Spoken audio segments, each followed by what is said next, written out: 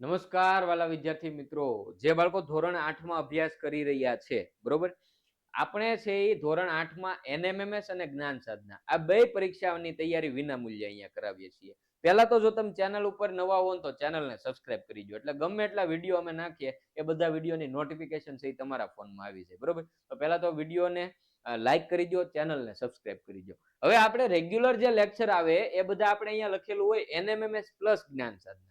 આજે આ ધોરણ 8 જ્ઞાન સાધના લખેલું છે, કારણ કે તમને ખબર છે કે ગુજરાતી વિષય છે એ તમારે એનએમએમએસ માં નથી પૂછાવાનો, બરોબર. ગુજરાતી વિષય તમારે એનએમએમએસ માં નથી પૂછાવાનો. આ ગુજરાતી છે એ તમારે જ્ઞાન સાધનામાં પૂછાય. તો આજે છે એ આપણે ખાલી જે બાળકો જ્ઞાન સાધનાની તૈયારી કરે છે એમના માટે છે કે ભાઈ ધોરણ 8 જ્ઞાન સાધના ગુજરાતીનું, બરોબર.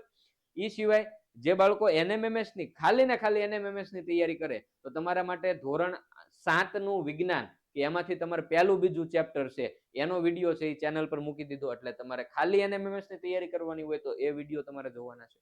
તમારે એનએમએમએસ અને જ્ઞાન સાધના બે પરીક્ષાની તૈયારી કરવાની હોય તો તમારે આ વિડીયો જોવાનો છે અને બીજા બે વિડીયો કે જેમાં ધોરણ 7 ના વિજ્ઞાનનું પહેલું ચેપ્ટર અને બીજું ચેપ્ટર કરાવ્યું એ તમારે જોવાના છે, બરોબર. એટલે બંને પરીક્ષાની તૈયારી કરતા હો તો તમારે ટોટલ 3 લેક્ચર આજે જોવાના થશે. ઓકે, ચાલો. હવે આપણે જ્ઞાન સાધના પરીક્ષામાં પૂછાતું ગુજરાતી. ગુજરાતીમાં કેવા પ્રશ્નો પૂછાય એમાંથી કવિ અથવા તો લેખક પરિચય, સાહિત્ય પ્રકાર છે અને શબ્દાર્થ છે, એના આધારે કેવા પ્રશ્નો પૂછાય એની એક થોડીક નાનકડી ચર્ચા આપણે કરવાની છે. જો અત્યારે આ ચેપ્ટર તમને એટલા માટે અહીંયા આપણે હાઇલાઇટ કરવામાં આવે છે કે ભાઈ આ ચેપ્ટર છે એ તમારે ક્યાંય અલગથી શીખવા જવાની જરૂર નથી કે ભાઈ કવિ પરિચય છે, બરોબર, શબ્દાર્થ છે, આ તમારે અલગથી ક્યાંય શીખવા જવાની જરૂર નથી. તમે જે અભ્યાસ કરી રહ્યા છો એમાં સાથે સાથે તમારે આ તૈયારી થઈ જાય. એમએટી વિભાગ છે એ તો તમારે અલગથી હાલો કરવો જ પડે, પણ આ ગુજરાતી તો તમે જે સ્કૂલમાં અભ્યાસ કરો એમાં જ તમારે હારોહાર તૈયાર થઈ જાય, તમારે ક્યાંય અલગથી શીખવા ન જવું પડે. એટલે અહીંયા ખાલી તમારે આજે એવું બને કે ભાઈ આમાંથી અમુક ચેપ્ટર હજી તમારે ન હાલ્યા હોય, બરોબર, હજી શરૂઆત થઈ, હજી તમારે બધા ચેપ્ટર ન જ હાલ્યા હોય, પણ અહીંયા તમે પ્રશ્નો જુઓ એટલે તમને અંદાજો આવી જાય કે હારા આવા આવા પ્રશ્નો પૂછા હે. તો જ્યારે તમે ભણતા હો ત્યારે આવું રસ્તામાં આવે ભણવામાં તો એ બધું છે એ પાકું કરતું જવાનું. અલગ નોટ બનાવતા હો તો અલગ લખતું જવાનું કે આવા પ્રશ્નો તમને પૂછાય છે. શબ્દાર્થ આવે તો શબ્દાર્થ છે એ તમારે જોતા જવાના, શબ્દાર્થ છે એ અલગ અમુક એવા ખાસ લાગે એ તમારે વાંચતા જવાના છે, બરોબર. પ્રશ્નો તરફ આપણે નજર કરીએ કે ભાઈ કેવા પ્રશ્નો પૂછાય. તો કે જો આ પહેલો પ્રશ્ન આપણી સામે કે ભાઈ આ તો ઈષ્ટનો આવાસ કૃતિના રચયિતા કોણ છે? મનસુખ સલ્લા, ફાધર વાલેસ, કરશનદાસ માણેક કે યશવંત મહેતા. હવે આ તો ચેપ્ટર તમારે હાલી ગયું હો પાછું મારો ભાઈ, બરોબર. તો કે ભાઈ આ તો ઈષ્ટનો આવાસ કૃતિના રચયિતા કોણ છે? આવા પ્રશ્નો પૂછાય. મનસુખ સલ્લા, ફાધર વાલેસ, કરશનદાસ માણેક કે યશવંત મહેતા. તો કે આ તો ઈષ્ટનો આવાસ આ કૃતિના રચયિતા કોણ છે? કરશનદાસ માણેક. કોણ છે? કરશનદાસ માણેક. તો અહીંયા સાચો જવાબ શું થશે? વિકલ્પ સી, બરોબર. ચાલો, એના પછી ઘર કૃતિના રચયિતા કોણ છે? મનસુખ સલ્લા, ફાધર વાલેસ, હરિપ્રસાદ વ્યાસ કે ભોળાભાઈ પટેલ. હવે આ ચેપ્ટર તમારે નો પણ હાલ્યું હોય, બરોબર. તો મૂંઝાવાનું નથી, આ ખાલી ને ખાલી તમારું ધ્યાન દોરવા માટે છે કે ભાઈ તમારી બુકમાંથી આવા પ્રશ્નો આવશે તો અત્યારે જે તમે તૈયારી કરો તો એની હારોહાર છે એ તમારે આ પણ તૈયાર કરતું જવાનું કે હારું આવું પૂછાઈ જાય, બરોબર.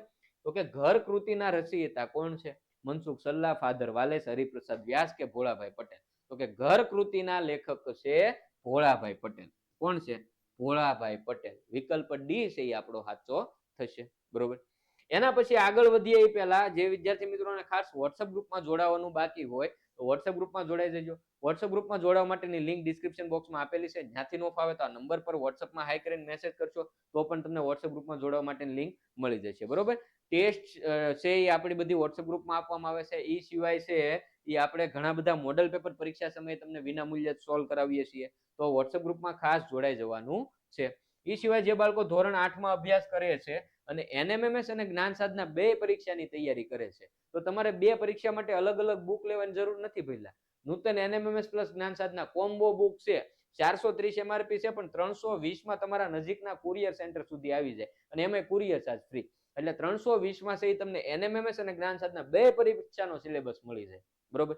તો તો તમારે બે અલગ અલગ બુક લેવાની જરૂર નથી. ઓર્ડર કરવા માટે લિંક ડિસ્ક્રિપ્શન બોક્સમાં આપેલી છે, ત્યાંથી ન ફાવે તો આ નંબર છે, નંબર પર છે એ તમારે વોટ્સઅપમાં છે એ હાઈ કરીને મેસેજ કરવો, અથવા તો અહીંથી આ સ્ક્રીનશોટ પાડીને મોકલી દો તોય પણ તમારો ઓર્ડર છે એ કન્ફર્મ કરી લેવામાં આવશે. ખાસ શાળા તરફથી મળતા બલ્ક ઓર્ડરમાં છે આમાં હજી વધારે ડિસ્કાઉન્ટ કરી આપવામાં આવે છે. બરોબર, ચાલો હવે આપણે પ્રશ્નો તરફ પાછા વાત કરીએ. સાયકલ સવારીની ખાટી મીઠી કૃતિના રચયિતા કોણ છે? મનસુખ સલ્લા, ફાધર વાલેસ, હરિપ્રસાદ વ્યાસ કે ભાનુકુમાર ત્રિવેદી? ચાલો, સાયકલ સવારીની ખાટી મીઠી આ કૃતિના લેખક કોણ છે? મનસુખ સલ્લા, ફાધર વાલેસ, હરિપ્રસાદ વ્યાસ કે ભાનુકુમાર ત્રિવેદી? કોણ છે?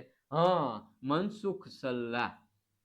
સાયકલ સવારીની ખાટી મીઠી અને રચયિતા કોણ છે? મનસુખ સલ્લા. બરોબર, ચાલો તો આ થઈ ગયા કૃતિ આધારિત, કે ભાઈ તમને પાઠનું નામ આપ્યું હોય, કાવ્યનું નામ આપ્યું હોય, એના કવિ અથવા તો લેખકનું નામ તમને પૂછી લે. બરોબર, એ સિવાય શબ્દાર્થ આધારિત પ્રશ્નો પૂછાય. જો આવા શબ્દનો સાચો અર્થ નીચેનામાંથી કયો છે? આવા શબ્દનો સાચો અર્થ નીચેનામાંથી કયો છે? મહેમાન, શક્તિ, ઘર કે માલિક? આવા શબ્દનો સાચો અર્થ કયો થાય ભાઈ? મહેમાન, શક્તિ, ઘર કે માલિક? તો કે આવા શબ્દનો સાચો અર્થ શું થશે? ઘર. સાચો અર્થ શું થશે? ઘર થશે. રેડી? વિકલ્પ સી છે એ આપણો જવાબ થશે. તો આ શબ્દાર્થ આધારિત પ્રશ્નો આવા પૂછાઈ શકે. એના સિવાય જોઈએ તો કે ભાઈ ઉચાટ શબ્દનો સાચો નીચેનામાંથી સાચો અર્થ, સાચો અર્થ નીચેનામાંથી કયો છે? ખુશી, ચિંતા, ગુસ્સો કે શાંતિ?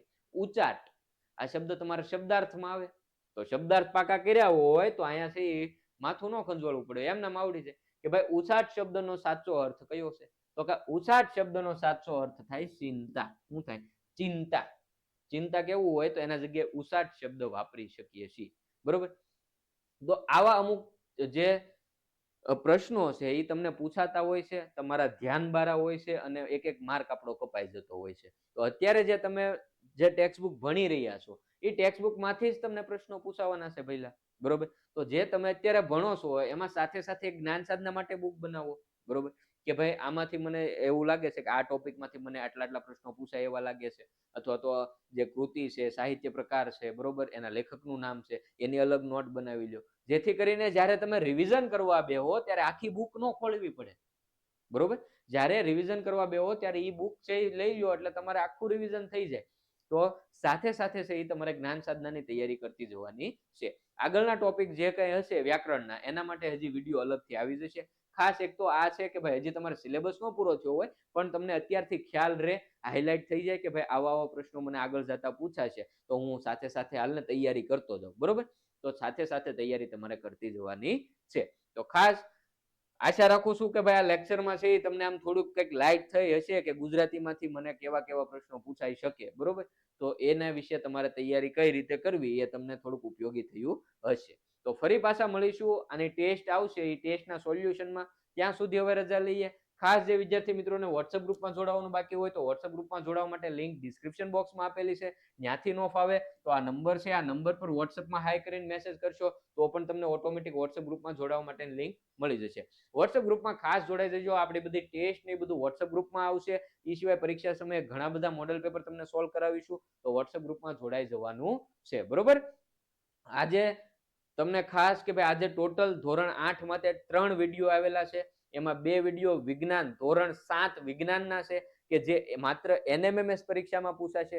એક વિડીયો આવ્યો ગુજરાતીનો કે જે માત્ર જ્ઞાન સાધના પરીક્ષામાં પૂછાશે. હવે જે બાળકોને માત્ર NMMS ની તૈયારી કરવાની હોય એને વિજ્ઞાનના 2 વિડીયો જોવાના છે.